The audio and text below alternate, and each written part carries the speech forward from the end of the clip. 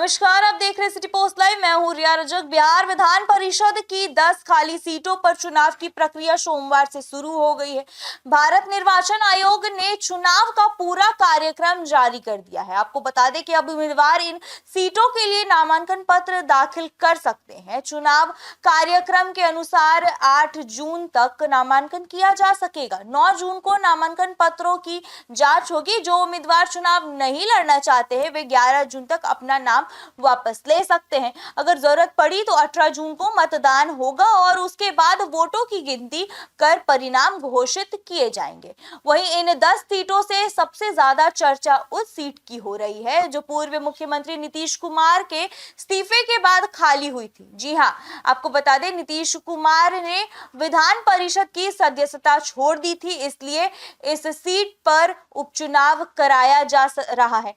इस सीट का कार्यकाल मई 2030 तक बाकी है, इसलिए इसके लिए अलग से चुनाव कराया जा रहा है।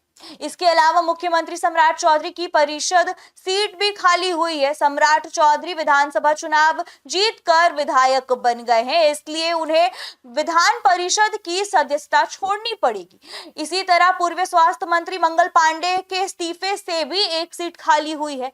जेडीयू नेता श्री भगवान सिंह कुशवाहा भी विधानसभा चुनाव जीतकर विधायक बन गए थे। इसके बाद उनकी विधान परिषद सदस्यता खत्म हो गई है। इन सभी कारणों से कुल 10 सीटें खाली हुई जिन पर अब चुनाव कराया जा रहा है। जी हां, राजनीतिक नजरिए से देखें तो इन खाली सीटों में 5 सीटें जेडीयू की थी, भाजपा और राजद की 2-2 सीटें थी, जबकि 1 सीट कांग्रेस की थी। यानी कि कुल 7 सीटें एनडीए और 3 सीटें महागठबंधन के हिस्से की मानी जा रही है।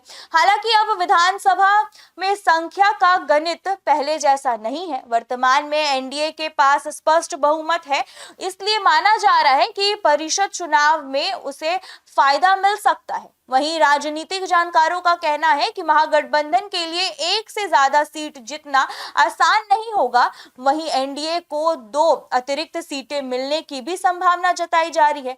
जिन 9 सीटों पर नियमित चुनाव हो रहा है उनका कार्यकाल 28 जून 2026 को समाप्त हो रहा है, जबकि नीतीश कुमार के इस्तीफे से खाली हुई सीट का कार्यकाल 6 मई 2030 तक है। इसी वजह से उस सीट पर अलग से उपचुनाव कराया जा रहा है। यह चुनाव बिहार की राजनीति के लिए काफी अहम माना जा रहा है। इसके नतीजे विधान परिषद में विभिन्न दलों की ताकत तय करेंगे। वहीं साथ ही आने वाले विधानसभा चुनाव से पहले यह चुनाव राजनीतिक दलों के लिए अपनी ताकत दिखाने का बड़ा मौका भी माना जा रहा है। तो फिलहाल सबकी नजर उम्मीदवारों की घोषणा और नामांकन प्रक्रिया पर टिकी हुई है। उम्मीदवारों के नाम सामने आने के बाद ही यह साफ हो पाएगा कि चुनावी मुकाबला कितना दिलचस्प होने वाला है। आपकी क्या राय है हमें कमेंट बॉक्स में जरूर बताइएगा। देखते रहिए सिटी पोस्ट लाइव। तब तक के लिए धन्यवाद।